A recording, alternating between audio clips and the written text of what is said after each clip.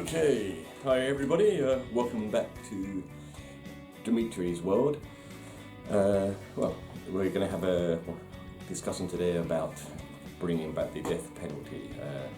Actually we're not going to have a discussion because I'm talking to you and hopefully you're listening. So it's a one-way conversation. It's a hard one, this one.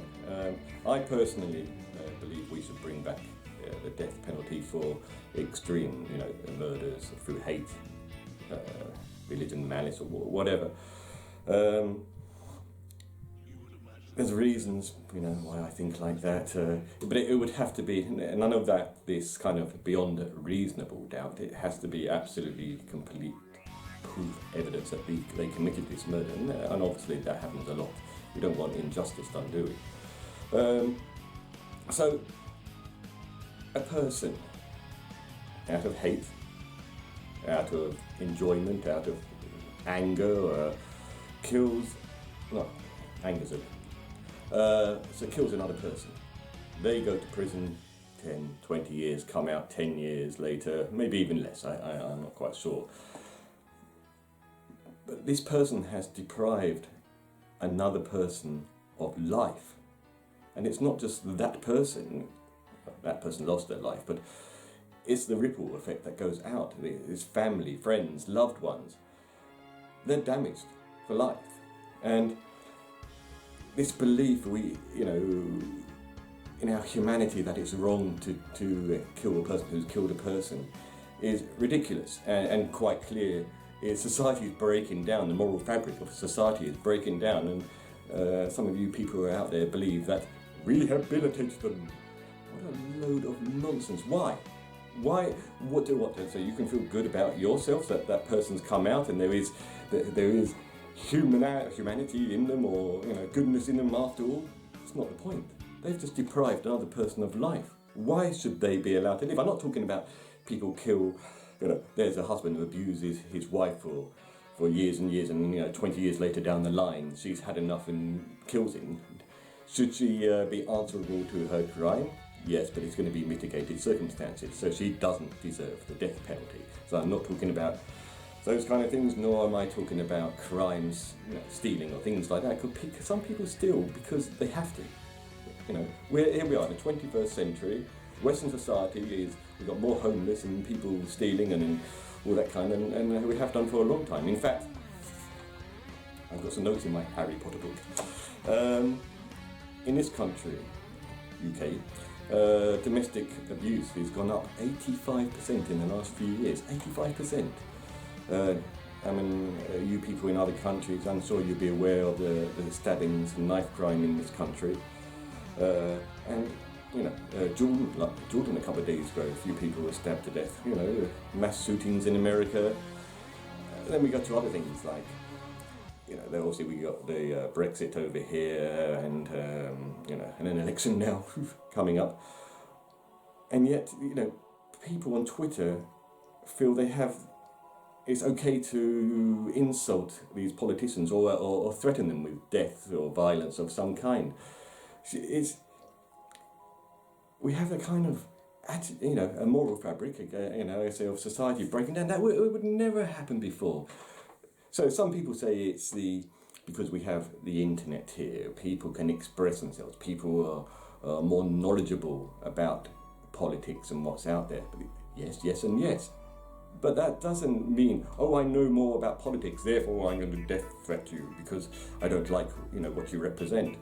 So we humans, in my opinion, they need boundaries, they need I don't believe humans are born inherently good. I know, because if you've read or listened to some of my broadcasts before, I believe in good and evil, and I do believe evil is winning at the moment. It's in Buddhism they got I think it's the three hell states: anger, animality, and greed. They're the three hell states, and those kind of states are in us all the time, every minute of the day.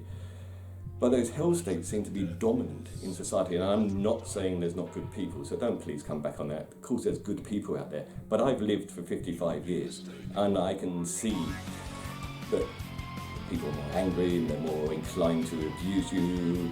The stabbing, down the road from me, and I live in middle-class suburbia, and they were down the road last week. There were two fathers stabbed each other over their son seeing a girl. So the parents of today are part of this mismatch of absolute hatred and violence and anger, because there are no boundaries and nobody is teaching the morality that they installed them with that. Religion obviously doesn't do that anymore, so there you can question, God and the devil. Is the devil winning? But I believe in the God per se, or the devil per se. I do believe in good and evil. Do I believe there's something out there we don't comprehend? Yes, but I'm getting, you have to forgive me when I do my things. I do these on cue, I don't kind of rehearse it. I'm just rambling, and it is called Demetri's World because I ramble. No, that sounded funny. The attitude of the young to their parents and their teachers these days is because they know. It's not that their parents would be able to beat them, but they know that parent can't do anything to them because they'll be up in court. Violent films, and some of you out there will go, oh, what's wrong with a violent film? You fucking crackers, excuse my language. Of course, there's always been violence in this, but you see this graphic violence in Game of Thrones or The Walking Dead, and you see eyes coming and knives going through eyes in slow motion. It was much better when you did see the things happening. When it is up here, you could imagine in your mind. But kids these days, because they're going to see these things, no matter if they're for 18 years or whatever, they're going to see these things, and they're going to know, oh, okay, I know what it's like to stab somebody else on TV. I'm going off the thing slightly. The thing is, I do believe in an eye for an eye in those extreme cases. Look what happens in Mexico, where you've got hundreds of people beheaded or killed or masquerades or from gang violence. Look at what's happened in Syria and Iraq, ISIS. People who are prepared to do those kind of things to another person, torture, abuse, whatever. Why should they be allowed to be here? Sticking them in prison for 20 years. Why?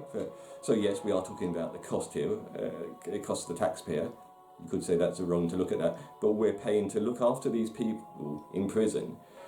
Well, quite honestly, over here, it's not like America. Over here, it's quite cushy in some respects. But then they don't care. If you meet a lot of people over here, they don't care about going to prison because they're with their kindred, if you like, the family, as they might call it, with these gangs and things, postcode lottery gangs or whatever you want to call it. But why should they be allowed to live? What are you trying to achieve in yourself? By trying to understand it. These people know they're doing wrong, but they don't care. A paedophile, or whatever. Why do you think they do it on the black web?